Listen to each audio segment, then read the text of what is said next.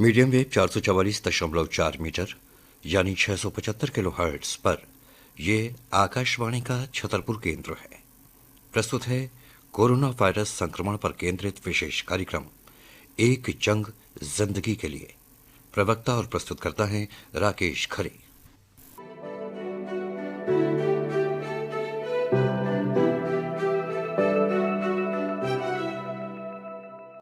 कार्यक्रम के सभी श्रोताओं को राकेश खरे का प्यार भरा नमस्कार। श्रोताओं, कोरोना वायरस संक्रमण आज अनेक देशों में फैल चुका है और कोरोना वायरस संक्रमण की भयावहता आप रोज देख ही रहे हैं कि इसमें संक्रमित व्यक्ति किस तरह तड़प तड़प कर दम तोड़ता है और उसके बाद उसका अंतिम संस्कार भी परिवार वालों को नसीब नहीं होता। आज समूचे विश्व के शोधकर्ता इस वायरस की दवा बनाने के लिए शोध कर रहे हैं, लेकिन अभी तक कोरोना वायरस की दवा नहीं बन पाई है। श्रोताओं, हमारे देश में अनेक चिकित्सा पद्धतियां प्रचलित हैं, जिनमें से एक है आयुर्वेद। आयुर्वेद पुरातन चिकित्सा पद्धति है जो जड़ी बूटियों और रस रसायनों पर केंद्रित है। वर्तमान परिस्थितियों में आयुर्वेद चिकित्सा पद्धति में अनेक ऐसी दवाइयां और घरेलू चीजें हैं जो हमें इस संक्रमण से बचा सकती हैं, और यदि प्रारंभिक स्थिति में हम संक्रमित भी हो गए हैं तो संक्रमण को दूर भी कर सकती है। आज इसी विषय पर हमने बात की महुआ के आयुष डॉक्टर पुरुषोत्तम अवस्थी से। डॉक्टर पुरुषोत्तम अवस्थी जी, आपका बहुत बहुत स्वागत है। धन्यवाद। हम जानना चाहेंगे, इस समय कोरोना वायरस संक्रमण वैश्विक स्तर पर फैला हुआ है। हमारा देश भी इससे अछूता नहीं है। हमारे देश में भी संक्रमितों की संख्या और होने वाली मौतों की संख्या बढ़ती जा रही है। डॉक्टर साहब, हम जानना चाहेंगे कि आयुष में कोरोना संक्रमण से बचने के क्या क्या उपाय हैं? देखिए, आज तक जो आधुनिक चिकित्सा विज्ञान है, कोरोना संक्रमण का कोई टू दी पॉइंट इलाज नहीं तलाश पाया।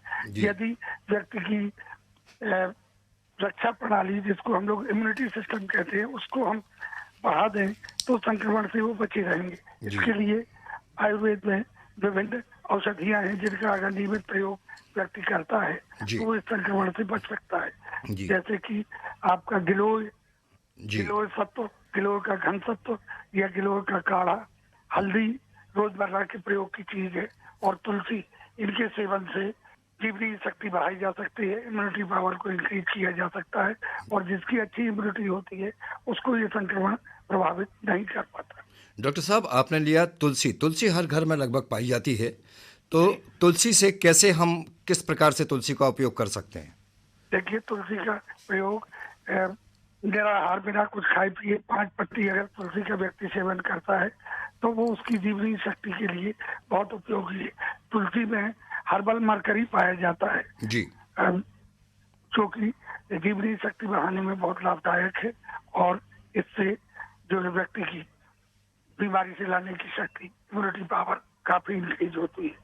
हल्दी का जहाँ तक प्रश्न है, हल्दी जो है वो स्वयं बहुत सारी एलर्जीज और इन सब को रोकती है, छोटे मोटे संक्रमणों को रोक देती है जी। और विश्व स्वास्थ्य संगठन भी हल्दी के इस गुण को मान चुका है कि जो हल्दी सामान्य तौर पर भोजन में प्रयोग होती है, अगर वो आधी चम्मच हल्दी गुनगुने दूध के साथ सुबह लेता है तो उसकी जीवनी शक्ति में बढ़ोतरी होती है। जी जी, तो हल्दी दूध में भी मिलाकर पी जा सकती है क्या? जी, हल्के गुनगुने दूध में आधा चम्मच हल्दी सुबह ली जाए तो ये बहुत लाभदायक होगा। इसमें शक्कर वगैरह भी मिला सकते हैं?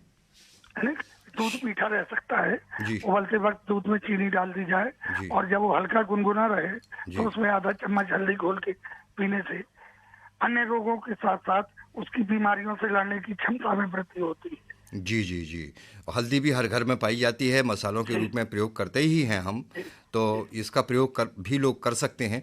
डॉक्टर साहब, एक शब्द आता है मुलठी। मुलठी का उपयोग हम किस तरह से कर सकते हैं?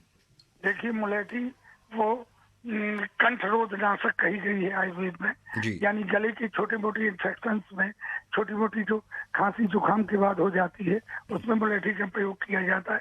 मुलैठी जो गले में कुछ लोगों को लगता है कि कुछ फंस गया, कफ सा फंसा हुआ है, मुलैठी के प्रयोग से, मुलैठी कफनाशक औषधि है, ये पित्त कफ का नाश करती है और ये छोटी मोटी खांसी स्वास्थ्य की बीमारियों में बहुत लाभदायक है। तो इसका उपयोग हम किस प्रकार से कर सकते हैं घर में? मुलैठी की लकड़ी बाजार में मिलती है, इसका काढ़ा बना के हम पी सकते हैं। तुलसी, काली मिर्च, मुलेठी छोटे छोटे टुकड़े करके, उसके जौकुट कहलाता है, जी वो करके उसका जो है काढ़ा बना के प्रयोग किया जा सकता है, जो कि लाभदायक होगा। जी। अदरक भी क्या हमारे इस संक्रमण से बचने के लिए सहायक हो सकता है? अदरक और उसी की सूखी हुए फॉर्म को सौंठ कहते हैं, सुंठी। जी ठीक, ये दोनों अगर गीला अदरक कहीं अवेलेबल नहीं है तो सौंठ का भी प्रयोग किया जा सकता है। जी ये भी कफनाशक, कफ संबंधी बीमारियों में बहुत लाभदायक है। जी। तो सौंठ को हम किस प्रकार से प्रयोग कर सकते हैं डॉक्टर साहब? चूर्ण बना के उसको जी उसका चूर्ण बना के प्रयोग किया जा सकता है। जी त्रिकटु एक औषधि है जिसमें सौंठ, मिर्च, पीपल 3 चीजें होती है। जी ये इस संक्रमण से बचाव में अगर जो व्यक्ति त्रिकटु का प्रयोग कर रहा है जी आधा चम्मच शहद के साथ जी सुबह शाम, जी उसको ये संक्रमण बहुत कम होने की संभावना हो जाएगी। जी। अपने आयुर्वेद में डॉक्टर साहब ऐसी भी कोई चीजें हैं जैसे कोई व्यक्ति संक्रमित हो चुका है तो उसके संक्रमण को कम करने में सहायक हों? देखिए, ये वायरल संक्रमण है, जी ये नया वायरस है, इसकी कोई अभी टू दी पॉइंट ऐसी औषधि किसी भी चिकित्सा विज्ञान में नहीं है। हम जो आयुर्वेद की का सिद्धांत है वो क्षेत्रवाद का है। मानव का ये शरीर क्षेत्र है और ये वायरस, बैक्टीरिया सारे बीज है, तो हम क्षेत्रवाद को लेकर उपचार करते हैं। आयुर्वेद चिकित्सा व्यवस्था क्षेत्रवाद पर जी है, यानी शरीर को इतना मजबूत किया जाए जी कि संक्रमण आने पर भी व्यक्ति रोगग्रस्त ना हो। हमारे ये सारे उपचार क्षेत्र को मजबूत करने, यानी शरीर को मजबूत करने से संबंधित। जी जी जी, बिल्कुल बहुत अच्छी चीज़ आपने बताई डॉक्टर साहब, और हमारे तमाम श्रोता इसका ज़रूर लाभ उठाएंगे। डॉक्टर साहब, और भी कोई ऐसी चीज़ें हैं जो इस संक्रमण से बचाने में सहायक हो सकती हैं आयुर्वेद में? कुछ औषधियाँ आयुर्वेद की रसौषधियाँ हैं जी जो इसमें प्रयोग की जा सकती हैं। जी इनका संभावित प्रयोग करके उसके अच्छे परिणाम मिल सकते हैं। जी उसमें एक सिद्ध मकरध्वज, स्वर्णयुक्त जी और बसंत मालती रस जी इत्यादि औषधियाँ हैं जिनका प्रयोग, लेकिन वो प्रयोग किसी सुयोग चिकित्सक की देखरेख में ही होना चाहिए, जी जी क्योंकि जी वो स्वर्णयुक्त औषधियाँ है और उसका कितने दिन, कितनी मात्रा है, ये वो निर्धारित करेंगे जी व्यक्ति को देख के जी जी उसका जी परीक्षण करके।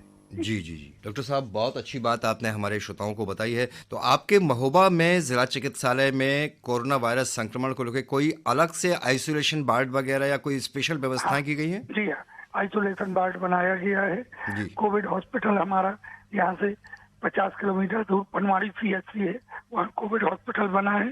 जी एक कोविड समकक्ष हॉस्पिटल भी अभी बनाने की तैयारी चल रही है जी कि अगर खुदा न खास्ता केसेस निकलते हैं तो वहाँ उनको प्राथमिक उपचार देके फिर L2 फैसिलिटी जो इससे अब वाली है उसमें भेजा जाता है। जी। तो ये कोविड अस्पताल जो बनाया गया है डॉक्टर साहब, तो इस कोविड अस्पताल में कितने क्या क्या व्यवस्थाएं की गई हैं, कितने बेड हैं इसमें? देखिए, हमारे यहाँ जो है वो 30 बेड पनवाड़ी में है, 4 बेड जिला चिकित्सालय में है, जी। इस तरह 34 बेड है इस समय।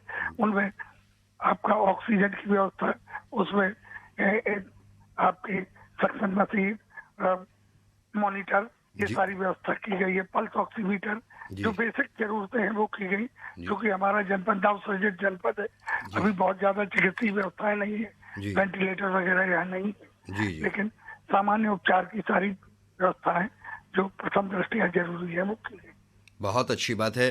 पूरे जनपद में बिना मास्क के निकलने पे मनाही है। सभी लोग अपना चेहरा ढक के निकलेंगे।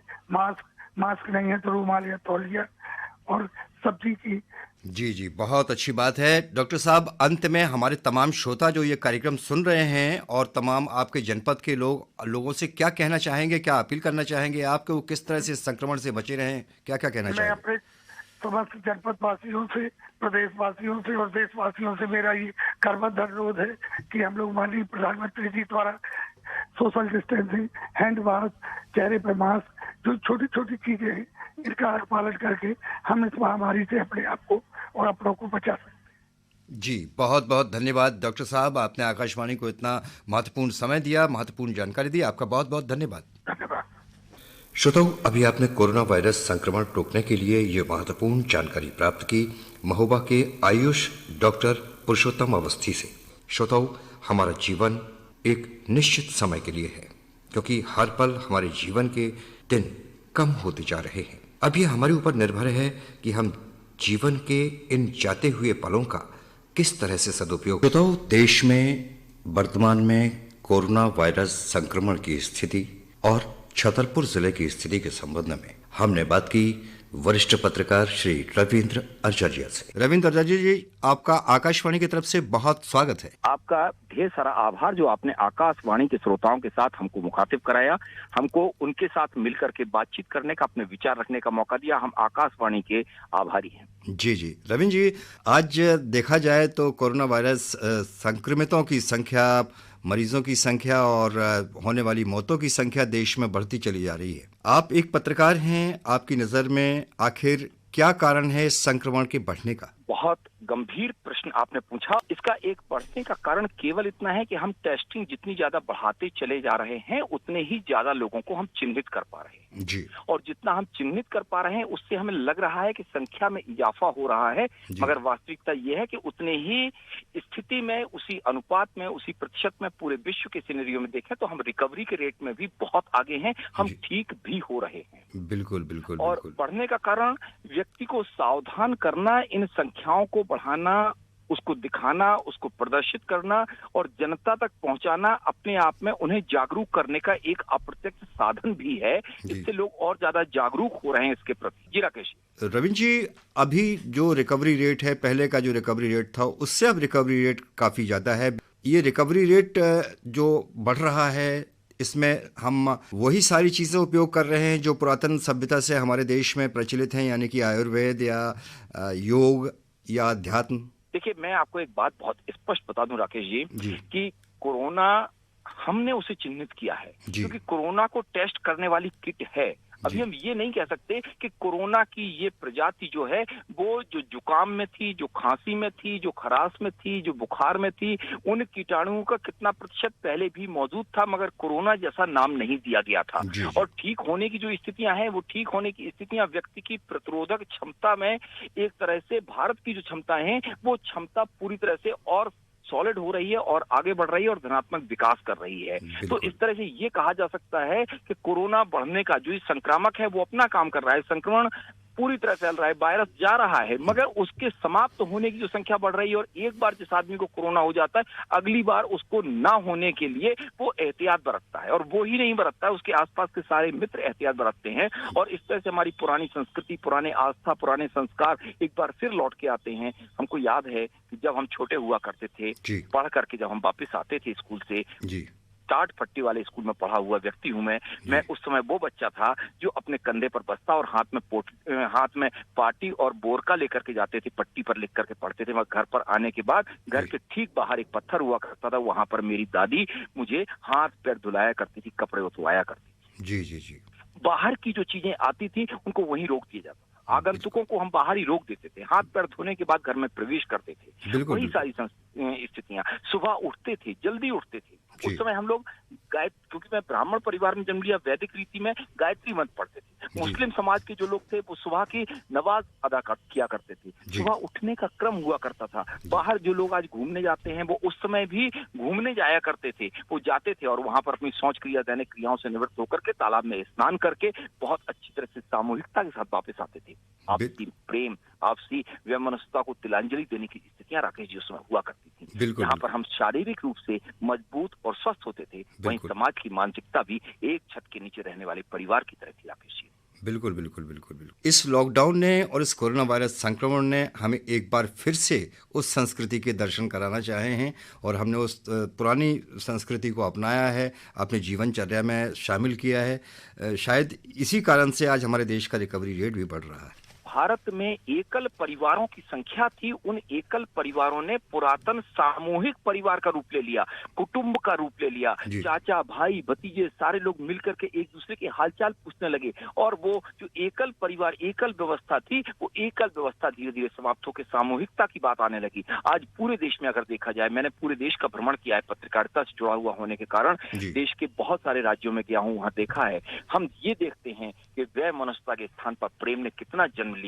कल में मुस्लिम, उसके बगल में सिख, उसके बगल में क्रिश्चियन, उसके बगल में सिंधी और हिंदू, ये सारे लोग मिलकर के एक दूसरे के लिए ये देखते हैं कि किसके यहाँ चूल्हा नहीं जल रहा है, किसके यहाँ नहीं जल रहा है उसके यहाँ राशन पहुंचाते हैं। प्रेम की भावनाएं उठ रही हैं, राष्ट्र प्रेम की भावनाएं उठ रही हैं, सामूहिकता की भावना उठ रही है, सरकार की संवेदनशीलता दिख रही है। वो जनता को जनता का दिया हुआ धन वापस लौटाने के लिए, उनको सुख सुविधाएं देने के लिए सब कुछ दांव पर लगा रही है। सरकार अपने दायित्वों का निर्वहन कर रही है, लोग अपने दायित्वों का निर्वहन कर रहे हैं। और सही बात है कि पंडित श्री राम शर्मा आचार्य जी ने कहा था 21वीं सदी में उज्जवल भविष्य होगा और स्वर्णिम युग लौटेगा और हम विश्व गुरु की तरफ आगे बढ़ेंगे बनने के लिए। और आज पूरा विश्व भारत की तरफ देख रहा है और वास्तविकता यह है कि आयुर्वेद ने जिस तरह से अपनी औषधियों का निर्माण किया है, मगर शासकीय नियमों में बंद करके उसको औषधि नहीं कहा जा सकता क्योंकि मापदंड है, मगर ये सत्य है कि औषधियां खोज ली गई हैं और वो औषधियां केवल और केवल आयुर्वेद में हैं। वो औषधियां केवल और केवल प्राकृतिक चिकित्सा में हैं। वो औषधियां केवल और केवल हमारे आपके बीच की अपनी सावधानियां और जीवन के अनुशासन के प्रति हैं। इसलिए राकेश जी, हम लोग फिर एक बार अपने उसी भाईचारे और प्रेम के युग की तरफ लौट रहे हैं। कोरोना एक वरदान बन के हमारे देश में आया है। बिल्कुल बिल्कुल बिल्कुल, हम आपकी बात से सहमत हैं और एक निचोड़ आपने पूरे देश का रखा हुआ है हमारे सामने, हमारे श्रोताओं के सामने। और इस कोरोना से हमें बहुत कुछ सीखने भी मिला है और हमारी दिनचर्या भी परिवर्तित हुई है। रविंद्र जी, वर्तमान में छतरपुर शहर की या जिले की क्या स्थिति है? छतरपुर शहर और जिला, एक मैं आपको बताऊं, इसको हमें थोड़ा सा पीछे जाके मूल्यांकित करना होगा। बहुत सारी ट्रेनों का स्पॉट हमने बनाया था लास्ट स्टॉप छतरपुर में आकर के ग्वालियर के और दतिया के और बहुत दूर दूर के जो मजदूर थे, जो श्रमिक थे, जो प्रवासी मजदूर थे, उन सबको हमने छतरपुर में आकर के उतारा ट्रेन से और वहां से उनको रीट्रांसपोर्ट करके उनके स्थानों पर भेजा। और जो ये गैदरिंग हुई, भले ही उसमें हमने सावधानियां बरती हों, भले ही हमने उस बीच में बहुत सारी अपने उन मापदंडों को पूरी तरह से खरा उतारने के लिए पूरे अमले को लगा दिया हो, मगर वो हवा का वायरस कहीं ना कहीं वहां मौजूद रहा। और इस कारण छतरपुर जैसे शहर जहां जहां ट्रेनें बहुत संख्या में गई, चाहे वो झांसी रहा हो, चाहे छतरपुर रहा हो, चाहे ग्वालियर रहा हो, उन जगहों पर अब वो विस्फोट की तरह निकला है। और निकला इसलिए है क्योंकि अब जब डोर टू डोर स्कैनिंग शुरू हो गई है तो इस वजह से छतरपुर जिले में अचानक धीमे धीमे ये सारी चीजें सामने आ रही हैं। दूसरा, हमारे स्वास्थ्य विभाग का अमला, हमारा प्रशासनिक अमला पूरी तरह से गंभीर है, सचेत है, जागरूक है, संवेदनशील है और घर घर जाकर के जो स्कैनिंग हो रही है, मैं तो प्रणाम करता हूं स्वास्थ्य के उन्हीं योद्धाओं को, उन आशा कार्यकर्ताओं को जो बिना पीपी किट लगाए, अपने बिना किसी तरह के संसाधन लिए हुए गांव में घर घर जा रही हैं, सर्वे कर रही हैं और उस सर्वे की रिपोर्ट को वो अपने वरिष्ठ अधिकारियों को देती हैं और आंकड़े हमारे सामने आते हैं। हम उनको सलाम करें जो बिना सुरक्षा के अपनी जान को दांव पर लगाकर देश के लिए काम कर रही हैं, समाज के लिए काम कर रही हैं। छतरपुर में ऐसा प्रत्यक्ष में देखने को मिल रहा है और पूरे देश में इस तरह से आशा कार्यकर्ता जो समाज के अंतिम छोर पर बैठे हुए व्यक्ति के साथ स्वास्थ्य की सेवाओं को पहुंचाने के लिए अपने दायित्वों का निर्वहन कर रही है, उसको प्रणाम बनता है, उसको एक सलूट बनता है और उसके प्रति नमन, अभिनंदन और वंदन बनता है। राकेश जी, बिल्कुल बिल्कुल सही बात आपने कही है। रविंद्र जी, जहाँ जहाँ छतरपुर शहर में मरीज पाए गए हैं, क्या प्रशासनिक व्यवस्था पूरी तरह से चुस्त दुरुस्त है? उन क्षेत्रों को कंटेनमेंट एरिया घोषित किया गया है? बिल्कुल, उन्होंने बेहद सुरक्षा और निगरानी में लिया गया है। मगर दो चीजें हैं, हम अगर सरकार से बात करते हैं तो शासन अपना पक्ष रखता है कि हमारे पास जितनी सुविधाएं हैं उन सुविधाओं के साथ जो हम कर सकते हैं, जो चीजें कर सकते हैं वो हम कर रहे हैं और जो हमारे पास अमला है वो हम कर रहे हैं।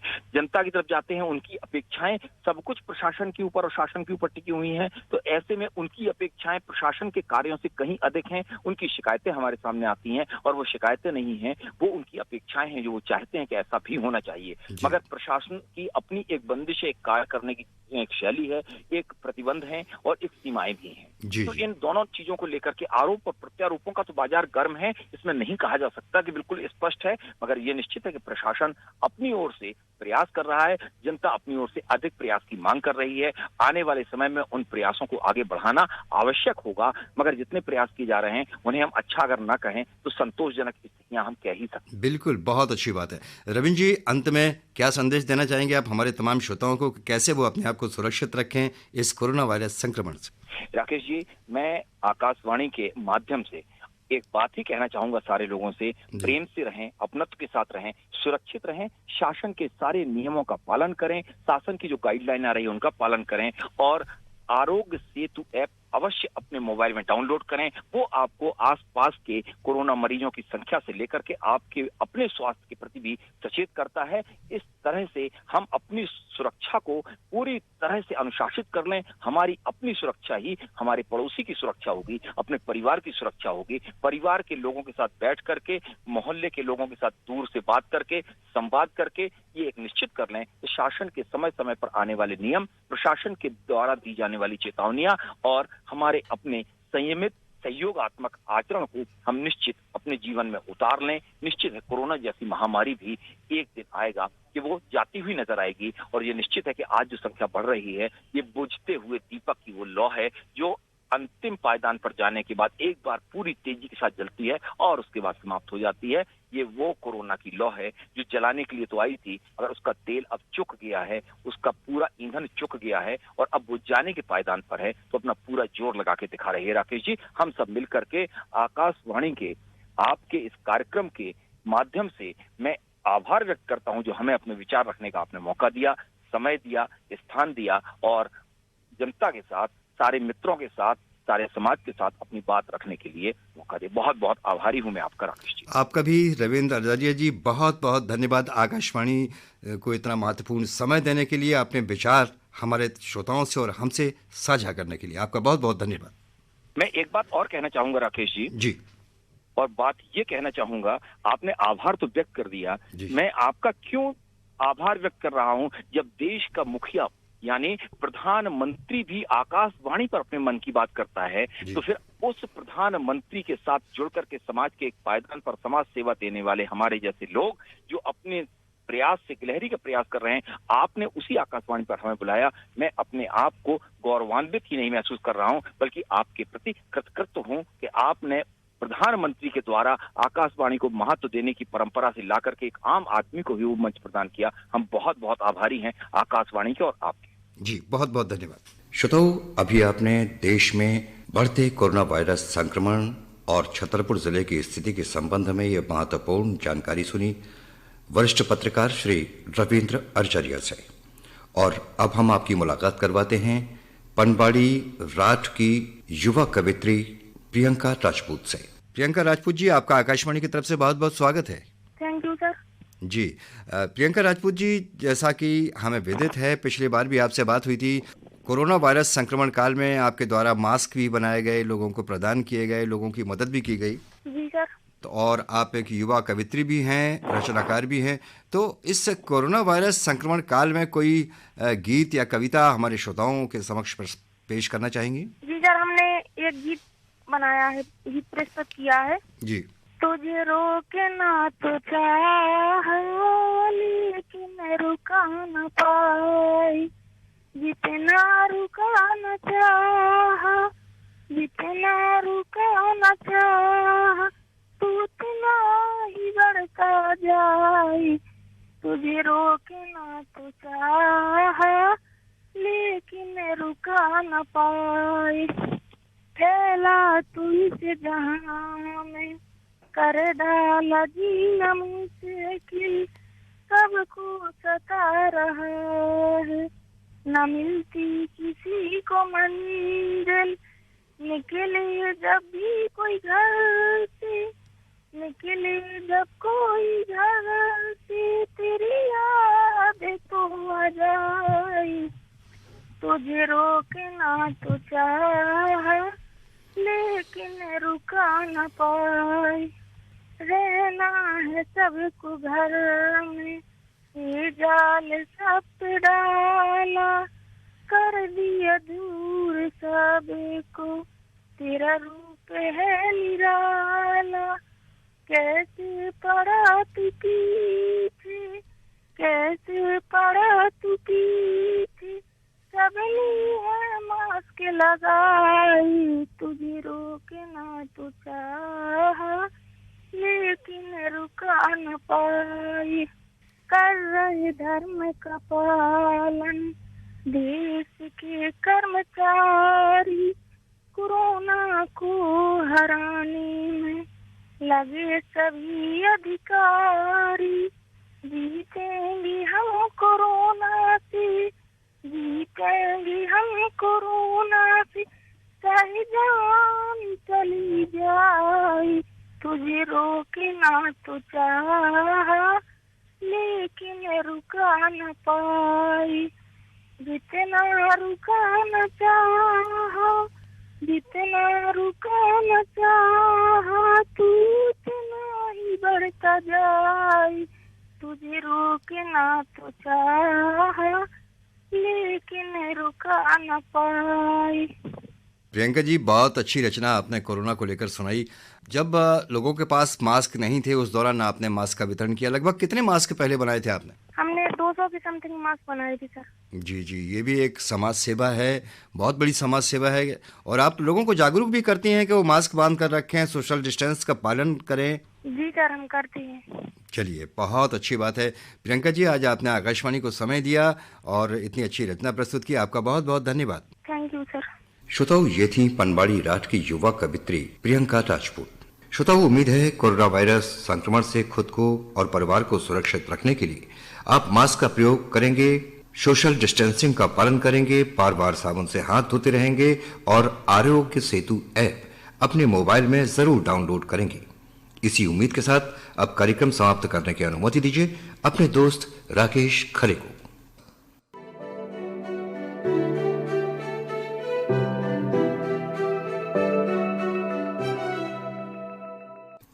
अभी आप सुन रहे थे कोरोना वायरस संक्रमण पर केंद्रित यह विशेष कार्यक्रम एक जंग जिंदगी के लिए।